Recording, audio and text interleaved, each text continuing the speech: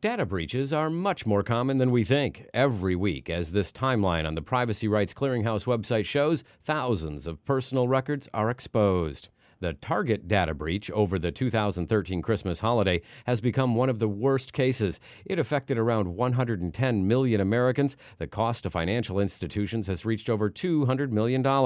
And the greatest cost of all, a heightened sense of vulnerability among credit card users. From a consumer perspective, it is a dangerous mess out there from a consumer point of view. Lenny Goldberg, a consumer rights activist, was among those that testified at a Capitol hearing focused on data breaches. Assemblymember Bob Wieckowski, chair of the Judiciary Committee, says the focus of the hearing was to explore how the Target data breach occurred and ways to secure information. It was twofold. One was to find out how the data breach occurred, and are there ways that we can secure the information that companies hold on consumers. And then the other is to look at our existing law and see how the law applied in this circumstances and if we need to alter it and change it to better protect the consumer. Goldberg insisted that attention ought to be focused on three areas: how much personal data should be collected, how long should it be retained, and how it can be stored. The collection, retention, and storage of massive amounts of data which are not necessary to completing a transaction. It is scary, and what it does is it raises a question on data minimalization, because right now companies can store data for as long as they want to. And we have the Fair Credit Reporting Act, which is a federal act that limits the collection that credit agencies can have on you for 10 years.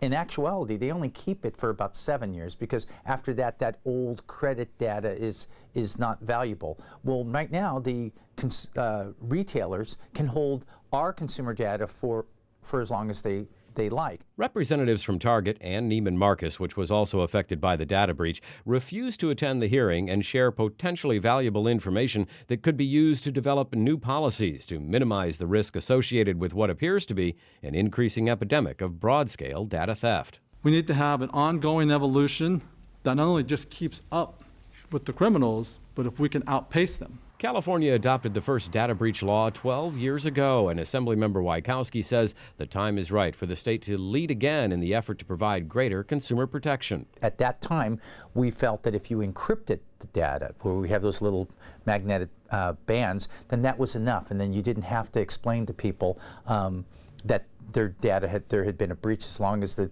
information had been encrypted, we thought that there was some sense of security. The Target breach occurred in stores. However, more and more consumers shop online, where sales have quadrupled in the last 4 years. There, the magnetic stripe encryption offers no protection at all. And we expect more and more consumers, that's the way they shop, is online, and that's not covered by your actual sliding your credit card, the point of sale we call it. That's another concern that we have is this another avenue, another door that the fraudsters can use to get consumers' data and then to, have identity theft or whatever they do. This report was produced by the Speaker's Office of Member Services.